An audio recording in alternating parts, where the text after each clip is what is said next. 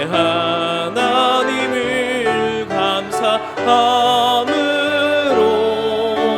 그 앞에 나가며 주 임재 앞에 경배해.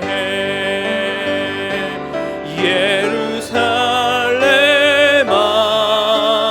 여호와를 찬송할지어다. 내 하나님을 감사함으로 그 앞에 나가며 주 임재 앞에 경배해. 손을 내리시고 사도신경으로 우리의 신앙을 고백하겠습니다. 전능하사 천지를 만드신 하나님 아버지를 내가 믿사오며 그 외아들 우리 주 예수 그리스도를 믿사오니 이는 성령으로 잉태하사 동정녀 마리아에게 나시고 본디오 빌라도에게 고난을 받으사 십자가에 못 박혀 죽으시고 장사한 지 사흘 만에 죽은 자 가운데서 다시 살아나시며 하늘에 오르사 전능하신 하나님 우편에 앉아 계시다가 저리로서 산 자와 죽은 자를 심판하러 오시리라. 성령을 믿사오며 거룩한 공회와 성도가 서로 교통하는 것과 죄를 사하여 주시는 것과 몸이 다시 사는 것과 영원히 사는 것을 믿사옵나이다. 아멘. 자리에 앉으셔서 찬송가 359장 함께 찬양드리겠습니다.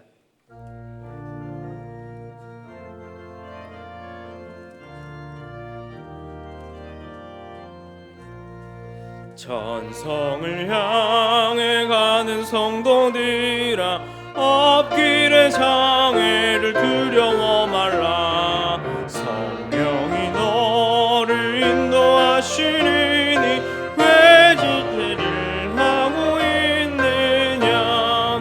앞으로 천성을 향해 나가세. 천성문만 바라고 나가세. 모든 천사 너희를 영접하러 문 앞에 기다려 서 있네. 너 가는 길을 누가 비웃거든 확실한 증거를 보여주어라. 성령이 친히 감하여 주사 그들도 참 길을 찾으리. 앞으로 천성을 향해 나가세. 천성문만 바라고 나가세. 모든 천사 너희를 영접하러 문 앞에 기다려 서 있네. 너 가는 길을 모두 가기 전에 내 손에 든 검을 꽂지 말아라. 저마귀 흉계 모두 깨뜨리고 끝까지 잘 싸워 이겨라. 앞으로 천성을 향해 나가세. 천성문만 바라고 나가세. 모든 천사 너희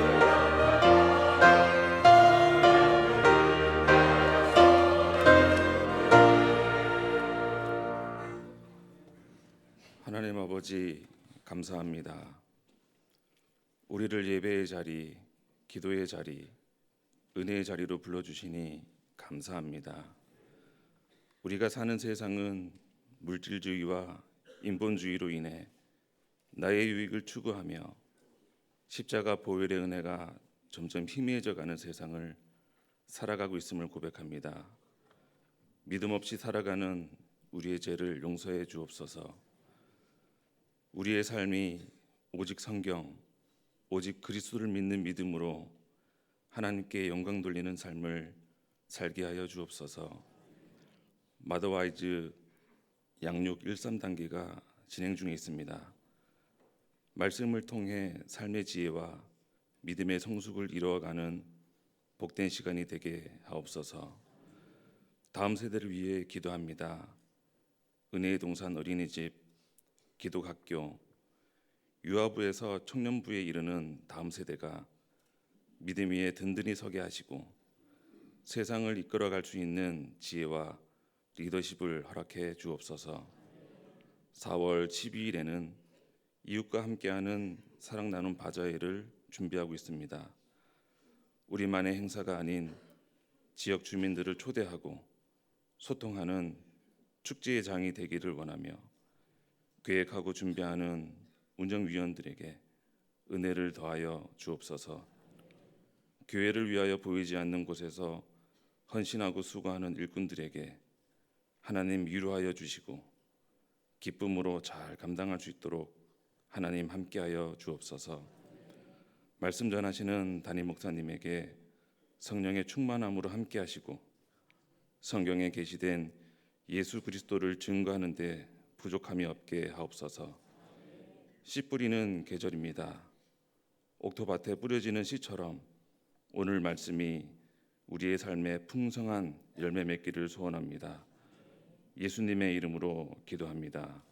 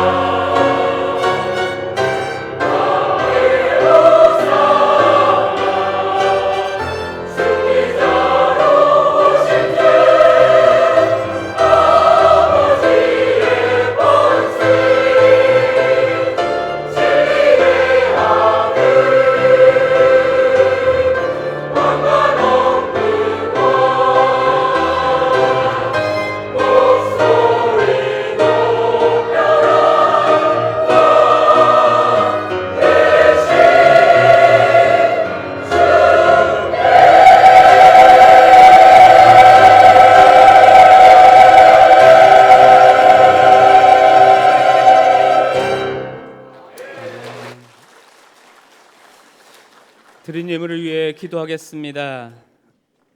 왕이신 하나님 감사를 드립니다. 영존하시며 기묘자라 모사라 그 영존하신 그 하나님께서 가장 낮은 우리 가운데 찾아오시고 왕관이 없는 왕으로 우리에게 찾아와 주심에 감사를 드립니다. 그러나 그 십자가에서의 승리로 말미암아 우리에게 영원한 생명과 영원한 하나님 나라를 우리에게 약속하여 주심에 감사를 드립니다.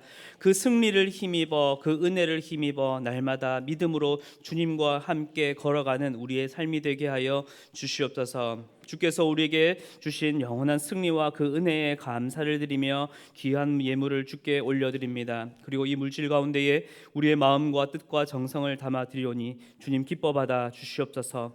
특별히 또한 기도합니다. 하나님, 우리 주변의 많은 이웃들 가운데에 또한 이 나라적으로 많은 힘듦과 어려움 또한 여러 가지 재난으로 인해 지친 영혼들이 있습니다. 주님, 우리를 사용하여 주시고 또한 우리의 손길을 쥐어 사용하여 주셔서 그들에게 예수 그리스도의 아름다운 섬김과 그 사랑을 그 은혜를 흘려 보내줄 수 있는 우리들이 되게 하여 주시옵소서. 감사를 드리며 살아계신 예수 그리스도의 이름으로 기도드렸습니다. 아멘.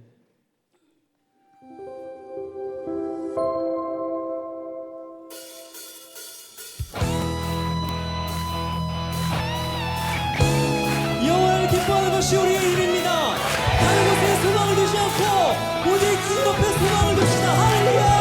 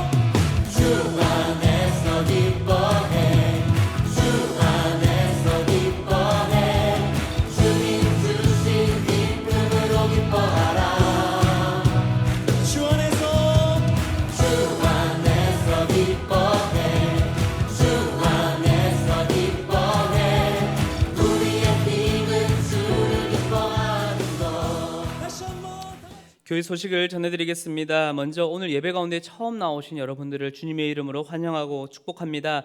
새가족으로 등록하길 원하시는 성도님께서는 예배 후에 나가셔서 왼쪽 새가족실로 오시면 잘 안내해드리고 섬기겠습니다. 이웃과 함께하는 사랑 나눔 바자회가 4월 12일 토요일 오전 11시에 교회 주차장에서 있습니다. 그래서 바자회를 위한 물품 많은 후원 물품을 기증받고 있습니다. 접수는 사랑 나눔 플러스 매장과 또한 우리 교회 북카페 테라스 또 가져다 주시고 또 우리 그레이스 가든에 미리 알려주시고 문의해 주시면 감사드리겠습니다. 특별히 또한 바자회 티켓을 로비에서 판매 중에 있습니다. 주일에는 우리 로비에서 또 주중에는 우리 교회 사무실에 오시면은 티켓을 구매하실 수 있습니다. 그래서 우리 교회 성도님들 외에 우리 이웃의 주민들과 우리 지역 주민들에게 나누어 주시고 또 함께 이 은혜의 귀한 잔치에 함께 초대해 주시고 또 함께 나누어 주시면 감사드리겠습니다. 1교구 야유회가 5월 24일 토요일에 있습니다. 신청 마감은 4월 10일 목요일입니다. 지역장과 또 각 마을 순장님께 문의해 주시면 되겠습니다.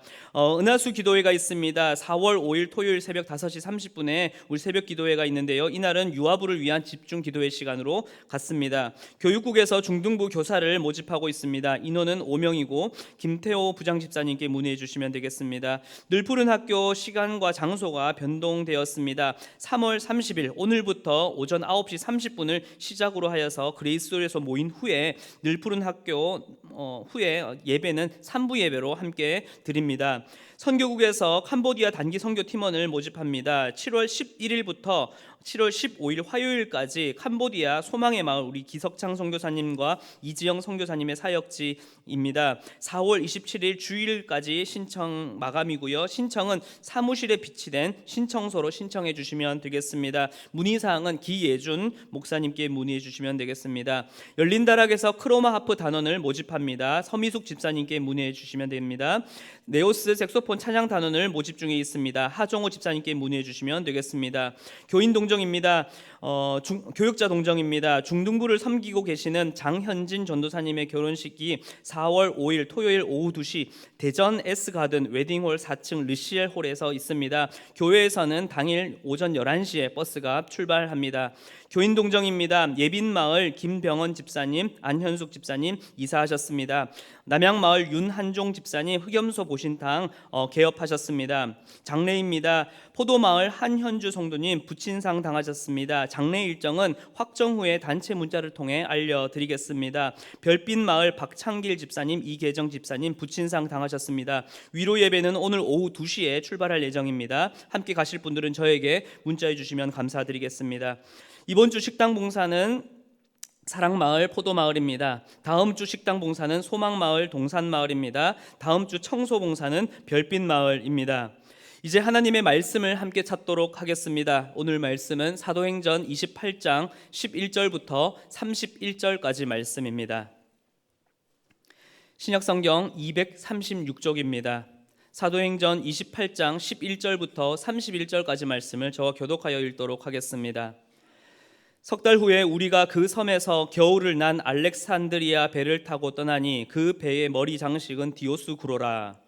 수라구사에 대고 사흘을 있다가 거기서 둘러가서 레기온에 이르러 하루를 지낸 후 남풍이 일어나므로 이튿날 보디올에 이르러 거기서 형제들을 만나 그들의 청함을 받아 이레를 함께 머무니라.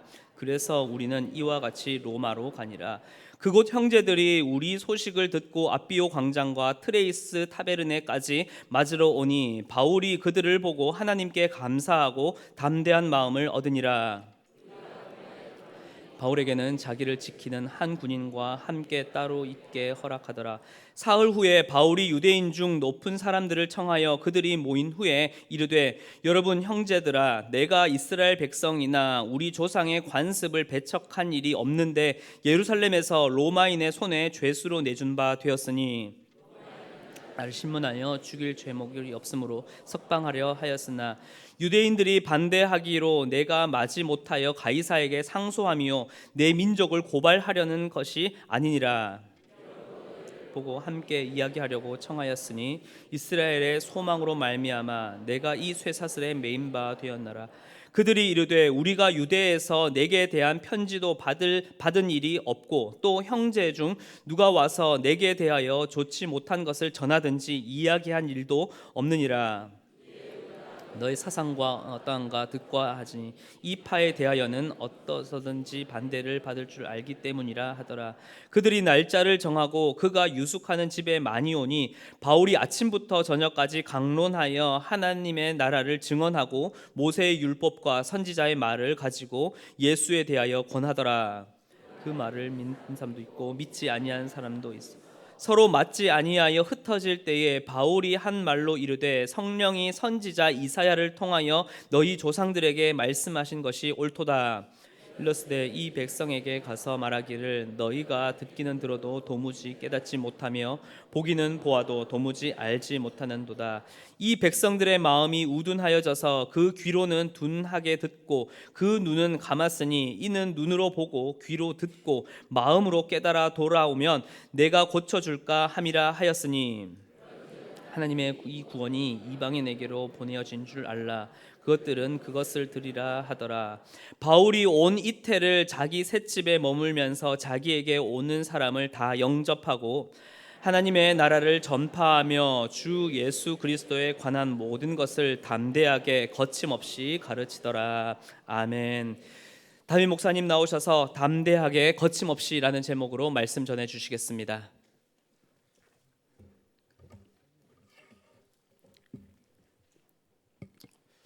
(1944년 6월달) 그 당시 2차 대전이 이제 막바지로 치닫고 있었는데요.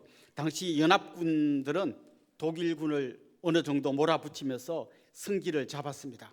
이 동부전선에서는 소련이 연합군에 가세하면서 독일군을 좀 이기고 있었고, 남부전선에서는 독일군과 함께 동맹을 맺었던 이탈리아가 연합군에게 항복을 했습니다. 그래서 남부 쪽에서도 약간 독일군이 이제 힘을 못 쓰는 그런 상황이었습니다. 그런데 그거 가지고는 안 되었습니다. 조금 승기를 잡긴 했지만 그 정도 갖고는 전쟁을 끝낼 수가 없었습니다. 연합군은 이 독일군의 심장부를 때려야만 이 전쟁이 끝날 것을 알았습니다. 그런데 어느 전선으로 들어가야 저 독일군의 심장부까지 진격할 수 있을까 고민하다가 마침내 그들이 결정한 곳은 여러분이 많이 들어보셨을 노르망디라고 하는 해안으로 들어가서 그냥 독일까지 밀고 올라가야겠다 이렇게 결정을 내렸습니다. 그런데 그 노르망디 해안 쪽은 독일 장군 중에 최고의 전략가라고 하는 롬멜 장군이 지키고 있었기 때문에 절대 만만한 곳이 아니었습니다. 그곳을 요새화해 두었습니다. 그러나 그 길을 뚫고 들어가야 독일의 심장부를 강타할 수 있다. 이런 결론 때문에 연합군은 모든 병력과 동원할 수 있는 모든 무기를 총동원해서 1944년 6월 6일 노르망디 상륙 작전을 감행했습니다. 엄청난 저항이 있었고 엄청난 희생이 있었지만 결국 그 저지선을 뚫고 들어가서 마침내 독일의 심장부까지 올라가서 2차 대전을 끝냈습니다. 저는 오늘 우리가 읽었던 이 사도행전 마지막 장 말씀을 보면서 이 이야기가 생각이 났습니다. 사도행전에 보면 예수님께서 처음에 예루살렘과 온 유대와 사마리아 땅끝까지 이르러 하나님의 말씀을 증거하라고 이야기하시고 승천하셨습니다. 그리고 예수님이 말씀하신 대로 예루살렘에 그리고 온 유대에 사마리아의 복음이 전해졌고 다시 이제 땅끝까지 복음이 전해지는 과정에 주님은 바울이라고 하는 사도 바울, 그 바울의 전도자를 세우셔서 그를 통해서 온 세상에 복음을 전하는데 선두에 서게 만드셨습니다. 바울은 그 당시 로마 제국의 안에 있었던 여러 도시들 중에서 가장 중요한 전략적인 요충지에다가 복음의 거점을 세우기로 하고 중요한 도시마다 찾아가서 복음을 전했고 거기에 교회를 세웠습니다. 정말 이제 로마 제국 중요한 도시마다 교회가 세워지고 있었습니다. 그러나 그것 가지고는 안 됐습니다. 로마 제국의 심장부에다가 복음을 전해야 했습니다. 그게 바울이 생각한 마지막 자기가 가야 할 곳이라고 생각한 거죠. 주님도 이미 바울에게 여러 차례 말씀하셨습니다. 내가 로마에 가서 가이사 황제 앞에 서게 될 거다. 이런 말씀을 많이 해주셨고 바울 자신도 자기가 진짜 들어가야 할 곳이 있다면 바로 로마 제국의 수도였던 그 로마 시티로 들어가야 된다는 생각을 했습니다. 이제 오늘 우리가 읽은 이 본문이 어떤 것을 담고 있냐면 바울이 이제 수많은 지역에 복음을 전하고 전도를 한 다음에 드디어 이제 로마로 들어간 이야기가 오늘 본문에 등장하고 이 이야기로 사도행전이 마무리됩니다.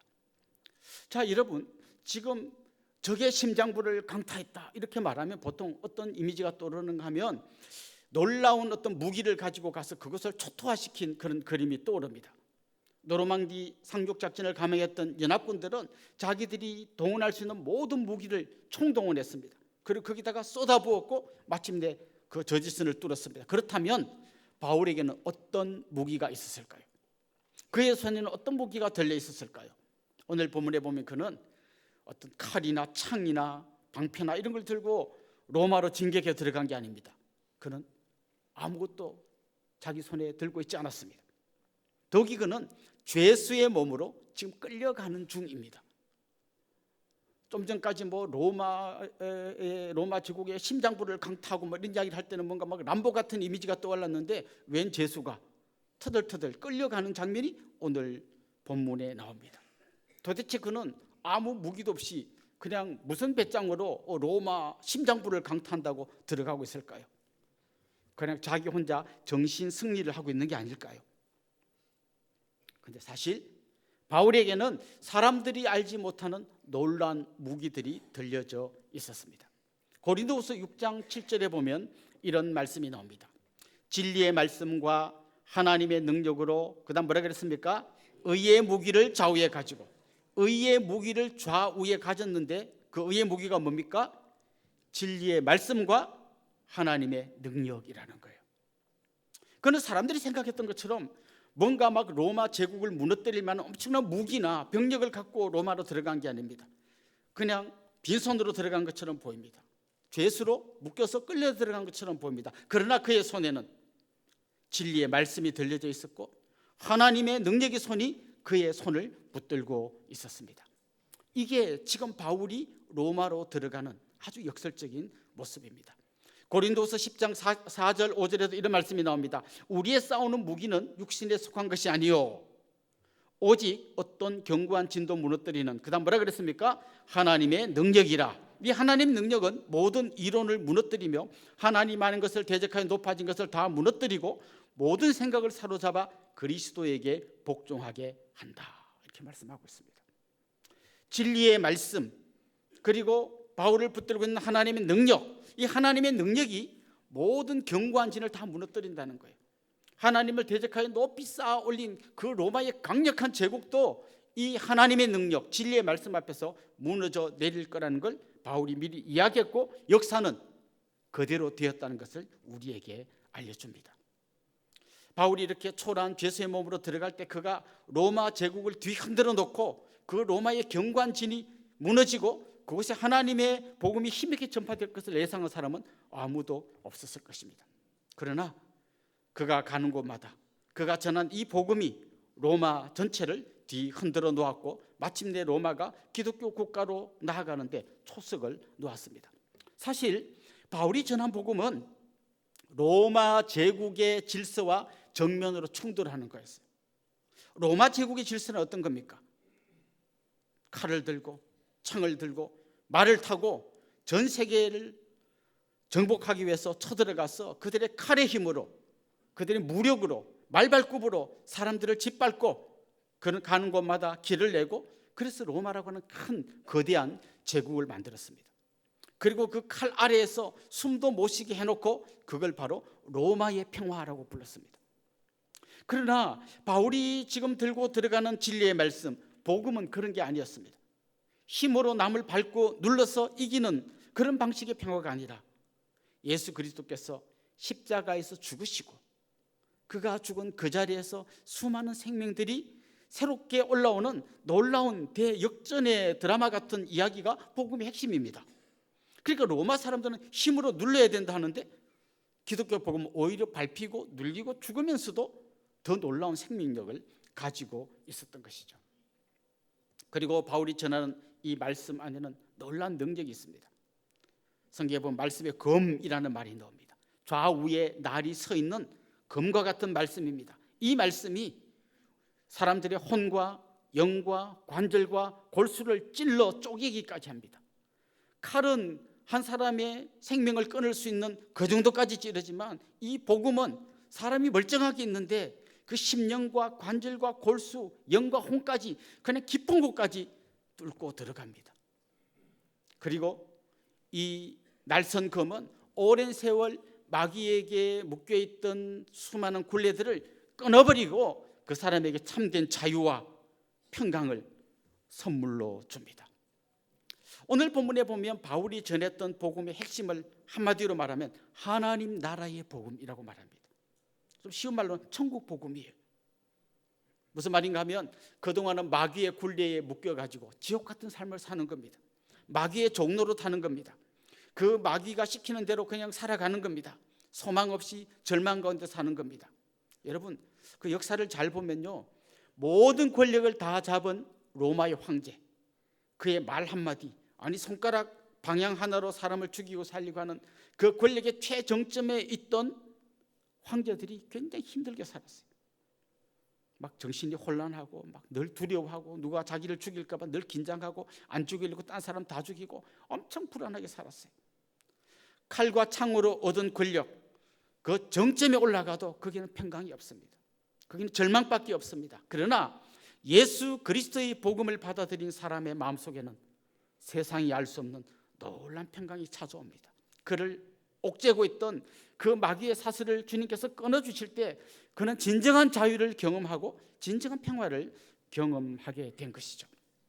그렇습니다. 주님은 가장 낮은 모습으로 십자가의 죽으심으로, 그래서 로마 사람들이 처음 들을 때는 도대체 이해할 수 없는 그런 놀라운 모습으로 다가오셨습니다. 그러나 진짜 그 복음이 떨어진 곳에서 놀라운 역사가 일어나는 거죠. 그게 이 사도행전의 이야기고 또 이어지는 성경의 여러 말씀들입니다. 그렇습니다. 바울은 이 복음의 능력을 자기가 먼저 경험했습니다. 오랫동안 율법을 지키고 바리새인 중에 바리새인으로 죽기 살기로 살았지만 얻지 못했던 그 놀라운 자유와 평화를 예수 안에서 그가 경험하게 되고 천국을 경험하게 되었습니다. 그리고 자기가 경험한 이 천국의 놀라운 비밀을 사람들에게 일평생 전하고 있었던 겁니다. 오늘 본문에 보면 이제 바울이 풍랑을 만났다가 멜리데라는 섬에 불시착했다가 거기서 다시 출발해서 로마로 오는 과정을 소개하는데요. 그가 이제 로마로 오는 그 과정에서 그가 탔던 배가 어떤 배였냐면 그 배에 디오구스로라고 하는 장식이 붙어 있었다 이렇게 말합니다. 배 앞에 보면 무슨 이런 뭐 장식 같은 걸 붙여두는데 그 디오구스로가 뭔가 하면 제우스의 아들 쌍둥이들 이름이에요. 그러니까 지금 그 제우스의 아들 디오구스로라고 하는 이 신이 배 사람들이 믿고 있던 아주 중요한 신인데요. 우리나라로 치면 용왕님 같은 거예요. 이 신이 배 사람들을 지켜준다. 그 믿음으로 그 배에다가 그 형상을 딱 붙여놨다는 거예요. 사실 누가는 지금 약간 이렇게 조롱하고 있습니다.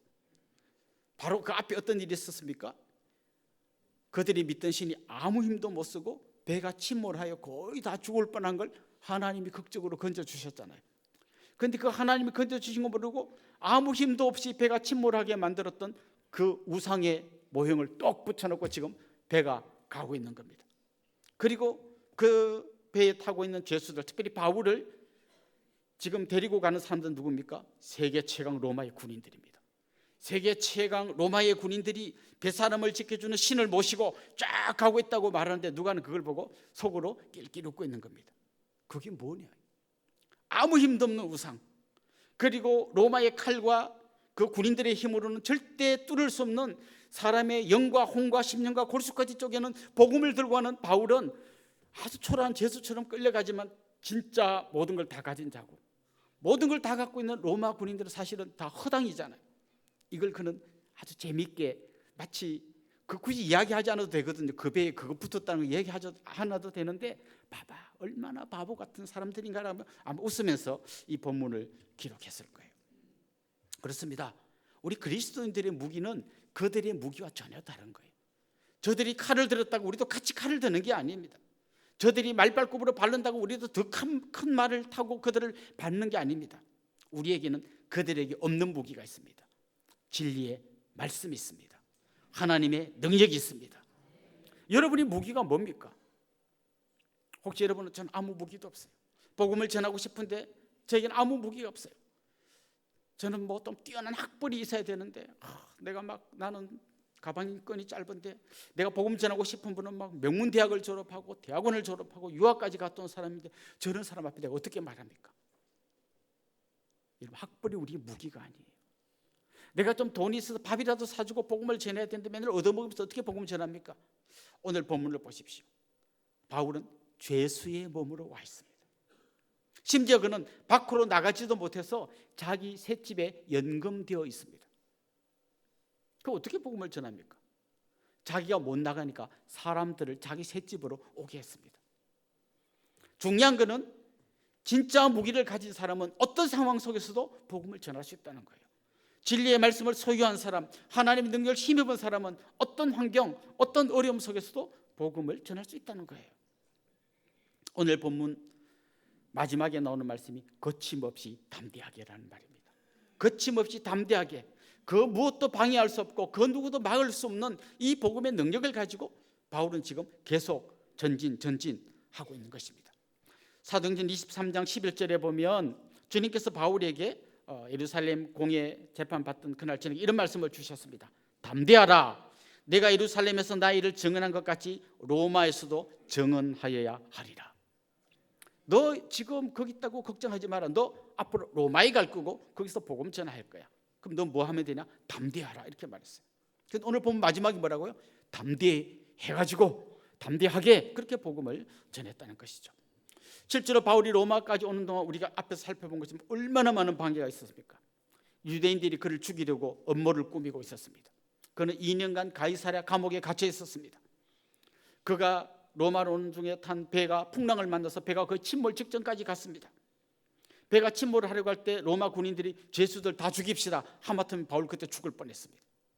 겨우 멜리데라는 섬에 올라갔는데 거기서 독사한테 물렸습니다. 이렇게 간단하게 요약할 수 있어요. 마귀는 할 수 있는 모든 방법을 동원해서 바울이 로마로 가는 걸 막으려고 했습니다. 풍랑을 일으키고 독사를 보내고 막 사람들을 동원해서 죽이려 하고 온갖 방해가 있었지만 하나님께서 능력으로 그를 붙드시니까 그는 그 모든 방해를 뚫고 지금 로마까지 와 있는 겁니다. 오늘 본문에 보면 그가 이제 로마로 가면서 들렀던 도시 몇 군데를 이렇게 소개하는데요. 전체 문맥상 굳이 이 도시를 소개할 필요가 있을까 싶은데 발음도 잘 안 되는 그 도시 이름을 다 적어놨어요. 그 중에 앞비오 광장이라는 데가 있습니다.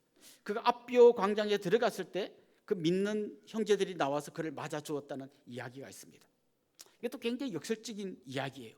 앞비오 광장이 어떤 곳인가 하면 로마 장군들이 전쟁에 나가서 승리하고 돌아올 때 많은 군중들이 그 승리하고 돌아오는 이 장군을 맞는 곳이 앞비오 광장이에요. 여기에 모든 그 로마 사람들이 다 모여가지고 전쟁에서 이기고 돌아온 그 게슨 장군을 열렬히 환영해 주는 곳이 이 앞비오 광장이에요. 그런데 바울이 거기로 들어온 거예요. 전쟁에서 승리한 장군의 모습으로 온 게 아니라 쇠사슬에 묶인 죄수의 몸으로 앞비오 광장으로 들어온 거예요. 게슨 장군이 아니라 패배한 적장처럼 힘없이 그게 들어온 거예요. 그리고 열렬히 수많은 군중들이 나와서 그를 환영한 게 아니라 예수 믿는 형제 몇 명이 그를 맞아 주었다는 거예요. 그런데 누가는 지금 이 장면을 통해서 말하고 있습니다. 형제들이 그를 맞아 주었을 때 어떤 일이 일어났는지를 그가 15절에서 말하는데요. 그곳 형제들이 우리 소식을 듣고 앞비오 광장과 트레스 타베르네까지 맞으러 오니 바울이 그들을 보고 하나님께 감사하고 그 다음 뭐라 그랬습니까? 담대한 마음을 얻으니라. 그는 지금 죄수의 몸으로 끌려오고 있지만 그는 지금 담대하게 들어오고 있다는 거예요. 왜요? 그는 지금 마치 게슨 장군이 수많은 적을 무찌르고 수많은 백성들의 열렬한 응원을 받으면서 들어오는 것처럼 남들이 볼 때는 죄수의 몸이고 아무 힘도 없는 사람이지만 그는 담대하게 당당하게 힘있게 마치 게슨 장군처럼 이 로마로 들어오고 있다는 것이죠. 그래서 오늘 이 본문은 역설로 가득 차 있습니다. 가장 초라한 모습인데 가장 당당한 모습으로 아무 무기도 없는데 실제로는 가장 강력한 진리의 말씀과 하나님 능력이라는 무기를 들고 바울이 지금 당당하게 로마로 입성하고 있었다는 것이죠. 그렇습니다. 이것은 일종의 예고편 같은 겁니다. 지금 바울이 그때 그렇게 당당하게 들어간 정도가 아니라 앞으로 이 복음이 얼마나 당당하게 이 거대한 로마 제국을 파고 들어가 그 제국 가운데 하나님 나라를 세워갈지를 예고편처럼 보여주는 그런 말씀인 거죠. 바울은 마침내 로마에 도착했고 그는 감옥에 갇히는 대신에 자기가 얻은 새를 얻은 집에 들어가서 가택연금 상태에 있었습니다. 로마 군인 하나가 그를 지키고 그는 연금 상태에서 어떤 조그마한 셋집에 살고 있었습니다. 그는 분명히 밖으로 나가지 못하는 연금 상태였어요. 그런데 오늘 본문에 보면 자기는 못 나가지만 사람들을 자기 집으로 초청할 수는 있었다 그랬어요. 그가 복음을 전하지 못할 이유를 대라가면 수백 가지가 있습니다. 그는 지금 너무 초라한 모습이고 밖으로 나가지도 못하고 옆에는 로마 군인이 지키고 있고 수많은 이유가 있었지만 그게 전혀 문제가 되지 않았어요. 못 나가면 부르면 되고 못 나가면 그들로 하여금 오게 하면 되고 어떤 방법으로든지 그는 복음을 전하고 있었던 거죠. 여러분 요즘 많은 선교사님들이 추방되고 있습니다. 중국에서 인도에서 저 튀르키예에서 수많은 선교사들이 추방되는데요. 그래서 우리는 선교를 못한다? 아니요. 오히려 지금은 수많은 나라에서 자기 발로 걸어서 우리나라로 찾아오는 사람들이 있습니다. 바울이 셋집으로 수많은 사람들을 초청한 것처럼 지금 수많은 외국인 노동자들 또 수많은 외국인들이 우리나라로 들어오고 있습니다. 우리는 북한에 들어갈 수 없지만 북한에서 탈출해서 나온 수많은 우리 세트민이 우리 이웃 가운데 있습니다. 우리가 들어가서 전하지 못하면 그들을 불러서 그들에게 복음 전할 수 있습니다. 사실 우리 동네에는 그런 사역을 하기에 너무나 좋은 조건을 갖추고 있습니다. 많은 외국인들, 많은 세트민들이 우리 동네로 들어오고 있습니다. 이미 우리 교회 등록교인 중에 1%가 다문화 가정입니다. 1%가 세트민입니다. 이미 그분들이 자기 발로 걸어 들어오고 있습니다. 못 가는 곳이 있다면 그들을 불러서 복음을 전하면 되는 거죠. 오늘 본문에 보면 바울이 셋집에서 먼저 유대인 지도자들을 초청합니다. 그들을 초청해서 그들에게 복음을 전합니다. 근데 오늘 본문을 잘 보면 굉장히 긴 본문인데 그중에 믿는 사람도 있지만 안 믿고 그냥 비웃고 간 사람도 많다고 되어 있어요. 그들이 안 믿었기 때문에 더 이상 복음이 전해지지 않았을까요? 아닙니다. 강물이 흘러가다가요 큰 바위를 만나면 어떡합니까? 그것 때문에 멈춰서서 더 이상 강물이 못 흐르는 게 아니에요. 가다가 바위가 막으면 돌아가든지 넘어가든지 어떤 방법으로든 이 강물은 흘러가는 거예요. 아무리 거대한 바위가 가로막아도 아무리 사람들이 거부해도 복음의 놀라운 능력은 세상 가운데로 강물처럼 흘러가게 되어 있는 것입니다. 28장 31절 아까 제가 소개해드린 말씀 우리 같이 한번 읽어보겠습니다. 하나님의 나라를 전파하며 주 예수 그리스도에 관한 모든 것을 담대하게 거침없이 가르치더라. 이 담대하게라는 말은 솔직하고 분명하고 자신감 있게 이런 말입니다. 담대하게 복음을 전했다는 겁니다. 거침없이라는 말은 누구도 방해할 수 없었다는 거예요. 사실 오늘 이 본문 우리 한국말 성경에는 담대하게 거침없이 다음에 마지막 단어가 가르치더라 이게 마지막 단어잖아요. 그런데 헬라 원문에는 담대하게 거침없이 끝. 그게 마지막 단어예요. 담대하게 거침없이 끝. 지금 이걸 만약에 우리가 뭐 드라마나 영화로 본다면요, 막 너무 재밌어 막 어떻게 됐을까 딱 해가지고 그래갖고 어떻게 됐어요? 끝. 어쩌라고 막 이런 막 속편을 보여주세요. 오늘 보면 이렇게 말해요. 속편은 그대들이 쓰시오 라는 게 사실은 함축된 말이에요. 담대하게 거침없이 그다음 끝. 사실은 누가는요 그가 2년 동안 셋집에 있었다고 말하는 걸 봐서 그 다음에 바울이 어떻게 된지 다 알고 있어요. 근데 굳이 그걸 다 안 쓰고 담대하게 거침없이 끝 이렇게 뭔가 막 더 알고 싶은데 딱 마무리 지어버리는 거죠. 그는 묶여 있었지만 하나님의 말씀은 묶이지 않았습니다. 그의 손발은 묶여 있었지만 그의 입은 열려 있었습니다. 하나님은 그의 열린 입으로 그리고 묶이지 않은 진리의 말씀으로 계속해서 복음을 전했습니다. 그는 알고 있었어요. 이 복음의 능력이 얼마나 대단한 걸 알고 있었어요. 나중에 보면 이제 누가가 이야기하지 않았지만 우리가 아는 스토리가 어떻게 되냐면 바울은 이렇게 연금되어 있다가 잠시 풀려났어요. 그랬다가 서기 64년 65년경에 네로 황제가 다시 핍박을 하면서 바울은 잡혀갔고 나중에는 참수형을 당해서 목이 잘려서 순교했습니다.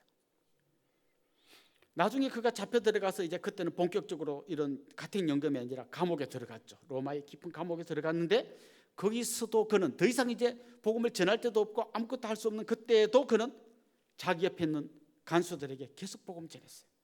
그 정도가 아니라 그는 거기서 마지막까지 편지로 복음을 전했습니다. 에베소서, 빌립보서, 골로새서, 빌레몬서 이런 4권의 성경은 그가 로마 감옥 그 깊은 곳에서 쓴 그런 말씀이에요. 그는 알고 있었어요. 나를 가둘 테면 가둬봐라. 묶을 테면 묶어봐라.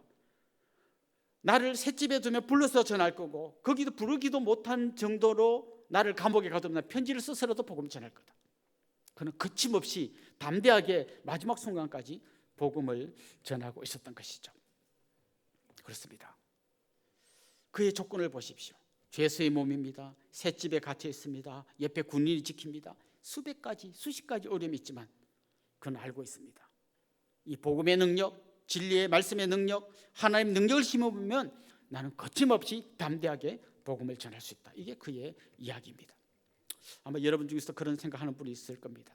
좀 옆에 안 믿는 사람 우리 집에 초대해서 좀 커피도 마시게 하고 같이 좀 교제하면서 복음을 전하고 싶은데 우리 집이 너무 누추해서요. 전 여러분이 집이 아무리 누추해도 바울이 사람들을 초청했던 그 셋집보다는 나을 거라고 생각해요.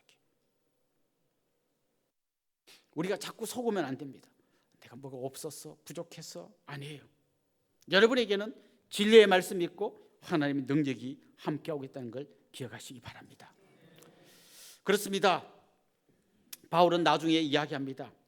빌립보서 1장 13절 그가 감옥에서 쓴 편지라 그랬죠. 빌립보서가 이렇게 말씀합니다. 이러므로 나의 매임이 그리스도 안에서 모든 시위대 안과 그 밖에 모든 사람에게 나타났으니 그는 감옥에 갇혀 있지만 자기가 왜 여기 들어와 있는지 이걸 그 시위대 감옥에 있는 간수들 함께하는 군인들이 다 알고 있었다는 거죠. 그리고 지난번에도 말씀드렸습니다만 빌립보서 4장 22절에 보면 이런 마지막 문안 인사에 이런 말씀이 나옵니다. 같이 읽어봅시다. 모든 성도들이 너에게 문안하되 특히 가이사의 집 사람들 중에 몇이니라.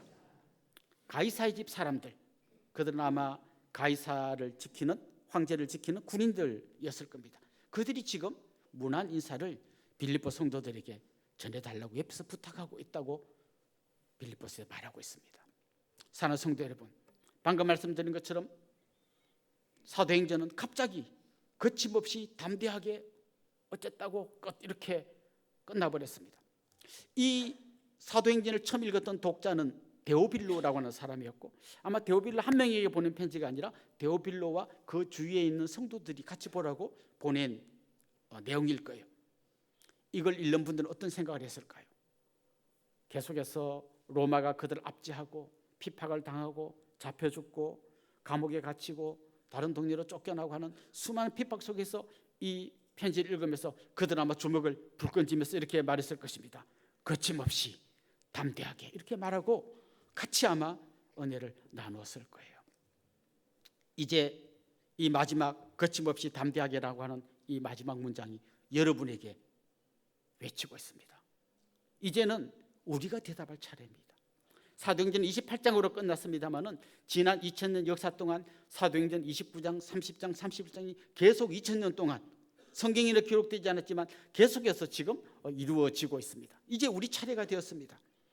우리 앞에서 바울은 다시 한번 외칩니다. 거침없이 담대하게 두려워하지 마십시오. 우리에게는 진리의 말씀이 있고 하나님의 능력이 있습니다. 우리는 바울에 비하면 너무나 많은 자유가 있습니다. 우리에게는 바울이 갖지 못했던 풍요로움이 있습니다. 지금 우리 한국에 있는 많은 사람들이 절망 가운데서 우울하게 살아가고 있습니다. 그들은 이렇게 말합니다. 문제는 경제입니다. 먹고 살기가 너무 힘듭니다. 저도 100% 공감합니다. 하지만 제가 어렸을 때를 생각하면 우리는 지금 너무나 풍요로운 삶을 살고 있습니다. 더 정확히 말하면 문제는 경제가 아닙니다. 진짜 문제는 천국의 복음을 아직 알지 못하기 때문입니다. 이들에게 오늘 본문은 마지막으로 외칩니다. 담대하게 거침없이. 이제는 우리가 이 말씀 앞에 아멘으로 반응해야 할 줄로 믿습니다. 우리 같이 한번 찬양하고 또 이어서 기도하도록 하겠습니다. 보라 너희는 두려워 말고, 이 찬양 같이 하겠습니다.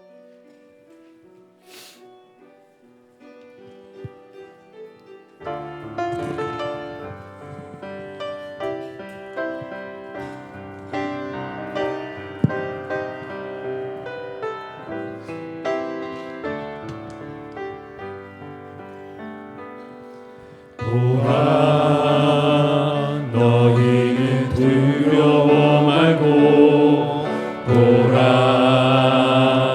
너희를 인도한 나를, 보라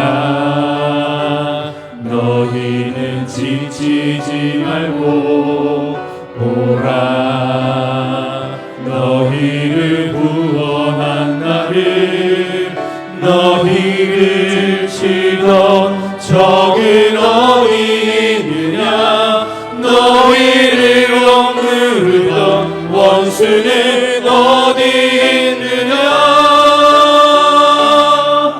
보라 하나님 구원을, 보라 하나님 능력을 너희를 위해서 싸우시는 주의 손을 보라, 보라 하나님 구원을, 보라 하나님 능력을 너희를 위해서 싸우시는 주의 손을 보라. 우리 말씀을 생각하면서 같이 기도합시다. 바울은 비록 죄수의 몸으로 가장 약한 모습으로 로마에 들어갔지만 그에게는 사람을 변화시키는 진리의 말씀이 있었습니다. 또한 자기와 함께하는 하나님의 능력을 의지하고 있었습니다. 우리가 읽고 듣는 말씀의 능력을 신뢰하게 해주시고 우리와 함께 하시는 하나님을 온전히 의지하게 해 주옵소서. 우리가 이런 믿음으로 담대하게 거침없이 복음을 전할 때 듣는 사람들의 마음은 열려지고 예수님을 믿는 감격의 역사 있게 하옵소서. 이런 제목으로 한번 합심해서 통성으로 기도하겠습니다. 하나님 아버지, 우리에게 이런 하나님의 놀라운 진리의 말씀을 안겨주신 말씀, 우리 주님께서 우리의 손을 붙잡고 능력과 근육을 위해 함께 하시는 믿음으로 고백하며 나아가기를 소망합니다. 하나님 아버지, 오늘도 사랑하는 한 마음으로 기도합니다. 하나님, 우리의 무기는 그들이 갖고 있는 혈과 육에 속한 것이 아니 그들이 알지 못하는 진리의 말씀이요 하나님의 능력임을 믿습니다. 하나님의 이 믿음 가지고 당당하게 세상 가운데 들어가게 하여 주옵소서. 주님, 수많은 어려움 속에서 죄수의 몸으로 묶여 있으면서 좁은 새집에 갇혀 있으면서 심지어 로마의 비밀감옥에 들어가서 끝까지 마지막까지 사랑을 수고하고 편지를 쓰면서 거침없이 담대하게 불러냈던 바울의 놀라운 하여 주옵소서. 하나님, 우리 안에 이런 소망을 허락하여 주옵소서.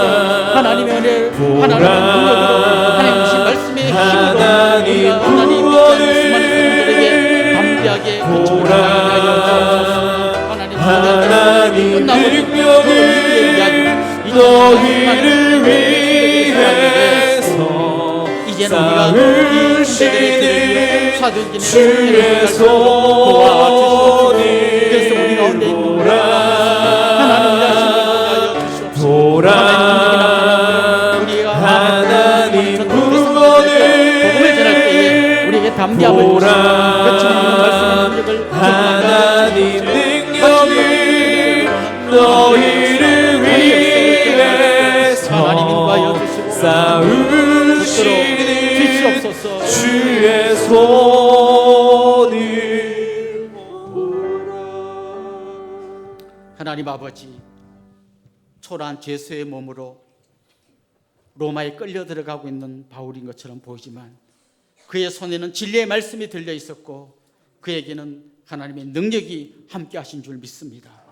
하나님, 우리의 초라함을 보고 기죽지 않게 하여 주시고 우리와 역사하시는 하나님의 능력을 힘입어 담대하게 거침없이 복음을 전할 수 있는 저희들이 되게 하여 주옵소서. 예수님의 이름으로 기도합니다. 아멘. 이제 저를 잠깐 주목해 주시면 좋겠습니다. 좀 같이 축하하고 또 환영하면 좋겠는데요.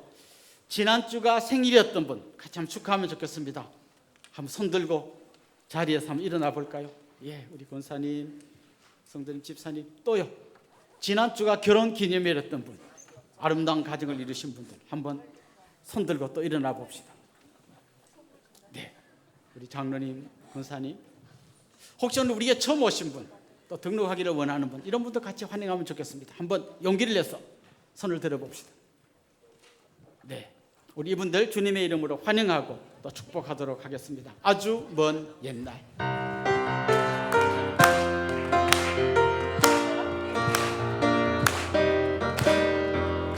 아주 먼 옛날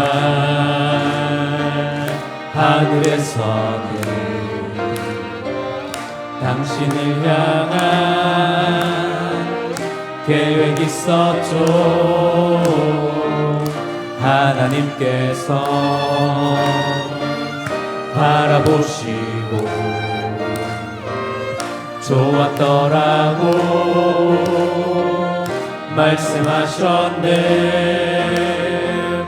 이 세상 그 무엇보다 귀하게 날 손으로 창조하였노라.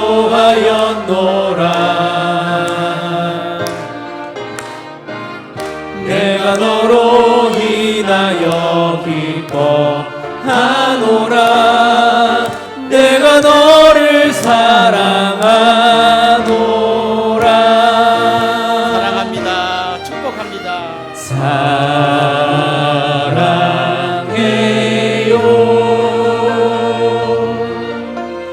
축복해요.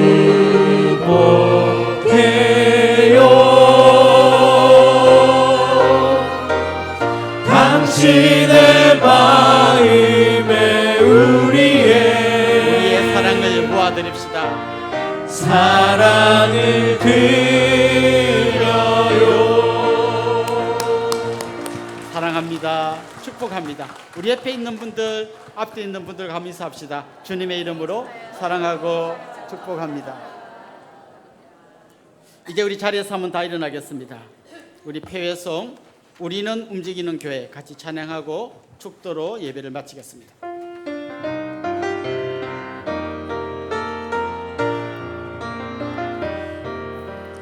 우리 택하여 빛으로 살게 하신 은혜 놀라운 이끄심 따라 내가 일어섭니다.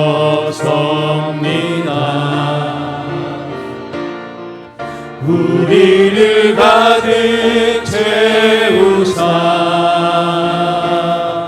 부욕해 하신 주 사랑 그 완전하신 열심으로 내가 나아갑니다. 우리는 주의 움직이는 교회 하나님 기뻐하신 향기 되리 교회가 되신 주만 자랑하리 부르신 곳에서 오직 주님만 예배하리. 우리 주 예수 그리스도의 은혜와 하나님 우리 아버지의 극진하신 사랑과 성령님의 감화, 감동, 위로, 교통, 충만하심이 사랑하는 주님의 백성들과 그 가정 위에 이제로부터 영원토록 함께 있을지어다. 아멘.